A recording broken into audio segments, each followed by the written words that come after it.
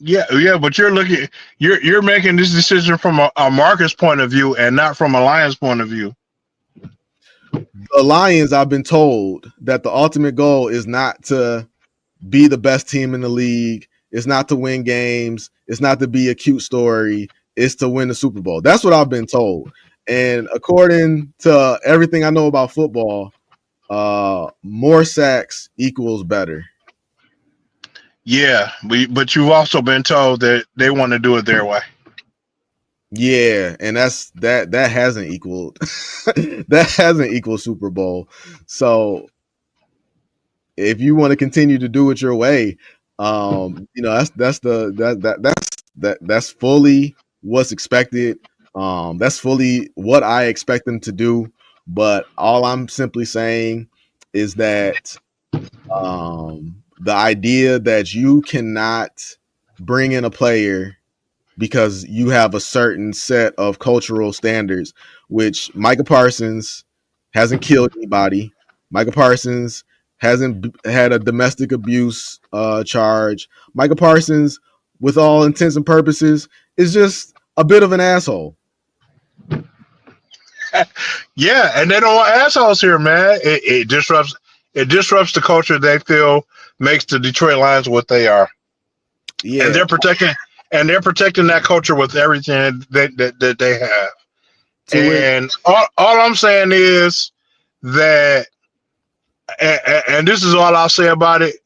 All I'm saying is that on both sides, it would take a lot of people holding their tongue and biting their tongue and trying to make something mesh that they don't want to mesh to happen in order to make this thing go possible. So the Detroit Lions signing Michael Parsons, I won't hold my breath, just like I did with Myles Garrett and Max Crosby. Yeah, I'm not going to hold my breath either. All I'm saying is that this situation is way more this situation is way more conducive, I don't know what word you want to use, to the Lions than Myles Garrett and Max Crosby were, because with those guys, you definitely needed to extend those guys, and you definitely needed to give up big capital. I was thinking, the last thing I'll go off on a tangent about is that the whole thing with the culture and the whole thing with let Brad cook and the whole thing with depth and our picks, and against the mentality that other people have, the LA Rams, F them picks, because I was trying to think, the worry is, hey, we make a big move, we trade these picks, LA Rams style, and then it doesn't work out, and now, we're back to being the same old Lions. That's the fear. Which brings me to my point. My original point is, are you afraid of greatness? Because if that's the fear, I tried to think of another team. I couldn't think of another team because I guess it just doesn't happen, or I just can't think of one. Maybe you can while I'm talking. You can think of something. But a time where there was a team that was right on the cusp of a Super Bowl and they went out and they made a huge move doesn't happen that often. Most of the time it's in free agency. So I looked at Tampa Bay Buccaneers. What happened with them? Nope. Tom Brady came there all free agency. I just talked about Saquon Barkley. Nope. Saquon Barkley came there in free agency. So the only one that I could think of where a team said F them picks was literally the team that said F them picks in the LA Rams. And they won the Super Bowl. Now, again, just because you say F them picks does not mean that you're going to win the Super Bowl. But they had a team in place and they needed one more piece, one more big piece. And they said F them picks, and they went out and then they got that piece. Now they won the Super Bowl, whatever. That's neither here nor there. Maybe they win, maybe they don't win. The next 2 years, they didn't have a first-round draft pick. We had their first-round draft picks. We turned our whole team around based on those first round, second round, whatever we got from them. But fast forward to now, they got their picks back now. They're back in picking. And look at, lo and behold, they picked two of the best defensive players, young defensive players in the league, in Jared Verse and Braden Fisk. So just because and they're poised, they got Puka Nacua, they grabbed him out of nowhere. Again, I don't know where you want to put him at, but I could go ahead and put him a top 15 receiver in the league right now. So just because you say F them picks and the idea is, oh, we'll never draft again. Like, no, it's not true. The Rams are right back in the fold. They got a Super Bowl and they never really fell off. They've always been a fringe playoff team, and now they're right back in the fold. So the idea that you need to protect the culture and everything will collapse if you make one wrong move, it's a whole, like, the Lions treat everything like they're playing Jenga. And I'm just saying, if you go out and you do things the right way and you really do have the things in place that you believe that you have in place, then it's okay to go out there and make a bold move, because you can fall back on what you've already built. So when we really do have, but this has not been no secret. We have different approaches to how we think the team should be run, and we've always thought differently about it. I love what the Lions are doing right now, man. The Lions are my ideal team right now. Would I like them to go out and take a few more chances and maybe take a chance at a star? Yeah. Do I want them to go all in and give up everything for that guy, or bring a guy that disrupts what they've taken years to build, the culture that they've taken years to build?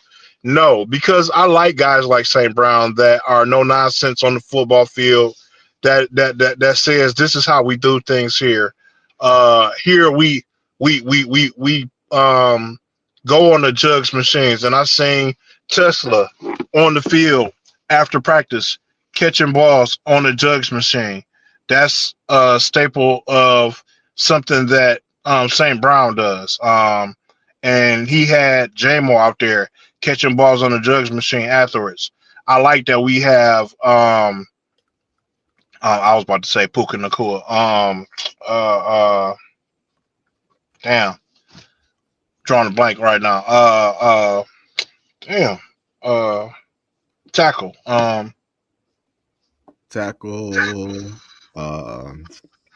Sewell? Yeah. I like that we have Sewell as a leader here that dictates what the culture is going to be, that dictates what the team is going to be, what we do here. You know what I'm saying? Even Kirby Joseph, you know what I'm saying? And Anzalone, even though he's going through a contract dispute, these guys, they take the newer guys and they say, this is how we do things here. Even when you have free agencies come in here, and these guys might be veterans, they come in the door and they be like, yeah, I know I'm the vet, but when I come in the door, I see they got a way of doing things here. So instead of imposing my seniority on guys, you know what I'm saying, I adapt to the way they do things here, and I love the way they do things here. The players love it here. You know what I'm saying? They love the way things are done here. And you have those guys that are willing to accept what the way they like to work hard, the way they like to practice hard, the way they like to go the extra step and extra mile. That is a culture that I love. So when you say you can't fear going back to SOL, I don't, because of the culture that they built here. Like, I'm not in fear of it at all, because I love the way that they've built this team. If they keep going in the trajectory of the way that they built this team and they keep this attitude, I don't think that they will go back to SOL. What can disrupt that is getting away from what you've done and bringing the toxic player here, bringing somebody that said that when they say, well, we work hard or we go the extra mile, and you bring in a diva or a superstar that thinks he's better than everybody else and says, fuck that, I'm not doing that shit. You know who I am? I'm Michael Parsons or whoever. You know what I'm saying? And then the next guy says, well, shit, if Michael Parsons ain't got to do it, fuck it, I ain't got to do that shit either. You know what I'm saying? It only takes a small seed for a bad vine to grow, and change the culture. So, but they brought in C.J. Gardner-Johnson, who did exactly that. And they got further in the They got further. They got further than they have in 30 years when they brought in C.J. Gardner-Johnson. He was a bad apple, I guess is what we can go ahead and call it. He was a bad apple. He got hurt. He came back. He came back, and then when he came back, they asked him like, "Hey, so what's going on?" And he said, "Hey, I didn't do all this rehab to be part of a committee," which is essentially saying, "Hey, it's about me. It's not about the team. It's about me." And they finished the season off, and they got rid of him. And nobody talks about C.J. Gardner-Johnson anymore, and the team goes and continues to carry on. Yeah, but I think what you forgot was that C.J. Gardner-Johnson, even you said it was a mistake. Bringing him here was a mistake. And on top of that, yeah, they got further than he did, but he only played 3 games. No. It wasn't. They didn't get that far because of C.J. Gardner-Johnson. Don't get me wrong. They got that far because they were a good team. I'm just saying that despite having a bad apple on the team, it didn't slow the train down. And I only said that he was a bad signing because, again, to your point, he was not a Lions guy. I don't care. You know me. I've been trying to get them to sign these type of guys for years. I said he was a little bit too much for me, in fact. But I'm just saying that they brought him in here, and he was everything that you're describing right now, and the train didn't slow down. Yeah, but I think they thought it was a mistake. He came in and he was only here for like 2 games, really, because he got hurt in the Seahawks game, which I think was the 3rd game of the season. So 2.5 games he played, and essentially after that he was on injury reserve. So I mean, he wasn't really around the team like that. When you're on reserve, I think you do see the team, but you're not really in the facility like that. You're recovering. You're with your trainer. You're not around the team like that. And then he didn't come back until like the last game of the playoffs. So essentially, he was gone for a potential for a ridiculous time in the season. And then when it was time to bring him back, he got to talking even crazier, and they was like, "Well, that's enough of that," and they let him go. Yeah. So essentially, what you're describing is, again, where we just got 2 different opinions on what you're describing. I guess my response to what you're describing is that the way I look at it, you say that it could potentially be a line drawn in the sand, and I don't think that would happen, but I'll entertain the thought that Micah Parsons draws a line in the sand and says, "Hey, y'all, they don't know what they're doing." Now it's Micah Parsons versus Dan Campbell, and to your point, think that Dan Campbell has enough control over his locker room that he could handle essentially a mutiny from a lone wolf outsider. I don't think that Micah Parsons is going to be swaying the people that matter in that room. He might sway people that essentially don't matter in the long run. That's possible. But if they don't matter, they don't matter to me. And the last thing I'll say is that, again, back to our fundamental disagreements on the Lions. What you're describing and what the Lions are doing, because you're right, this is what their Lions are doing. What you're describing just goes in the face of what I believe in, which is going off of history and basing a lot of decision making on history, because what what they say: if you don't learn from history, you're doomed to repeat the mistakes or something like that. And my thing is, Tom Brady and Patrick Mahomes kind of mess it up when you're going back in history, but it still withstands. When you go back and you look at the past Super Bowl winners over the past like 2 decades, man, there's not a lot of teams that did it or are doing it the way that the Lions have done it. And the thing that it seems like the Lions are doing is we want to build a Super Bowl team from within. And if you go back and you look through the history of Super Bowl teams, there are very few teams where their team was built within. I off the top of my head, I gotta go looking, but off the top of my head, I mean, who? The New York Giants with Eli and Strahan and Justin Tuck, I think it was Justin Tuck.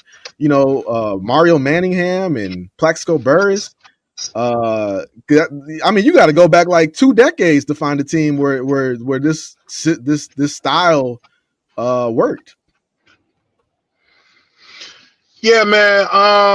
Like you said, man, we disagree. I agree that you can't just put off history. But I'm a balanced type of guy, man. So I feel like history is very important.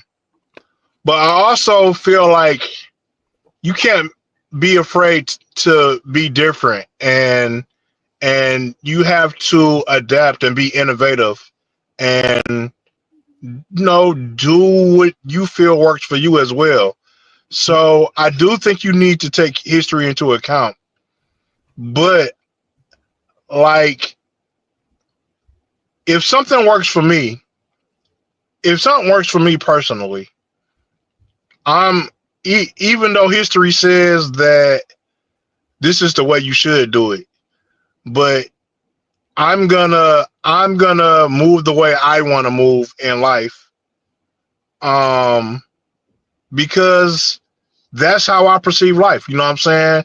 I am aware of what history says, but I'm not gonna be afraid to be me, because history's. I'm not saying be dumb, but that's why I'm here. I'm here stubborn. But go ahead.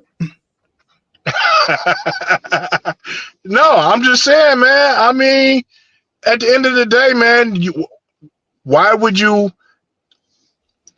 move why would you let somebody else dictate what the way you want to do things, the way you live your life? Because you've seen that other person have success and you want that success, and they made the blueprint for you.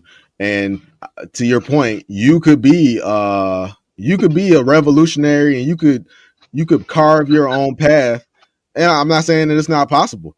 I'm just saying that if somebody lit the way up for you to go down that path, the whole path is lit up, but you say, I'm going to go through that darkness, you are more than entitled to go down that path of darkness. And there might be light at the end of that tunnel, but there might not be. That's up to you. You are fully entitled to make that decision. Right. And you got to go with what you feel comfortable being. Like, I mean, this is, at the end of the day, is your way of thinking. And the opinion, if you've made up your mind that this is the way you're going to live, and everybody in the world is telling you you're wrong, you're wrong, you're wrong, you're wrong, your thinking is wrong, your thinking is wrong, but you have confidence in the way that you've lived your life, and what you're doing in your life, like, you're gonna do your path, especially if even though it's not the way you've been doing it, you're having success in the way you're doing it. It's a fine line between it's a fine line between living your truth and standing underneath the underpass with your entire life in a shopping cart? And that's why I said balance. And Detroit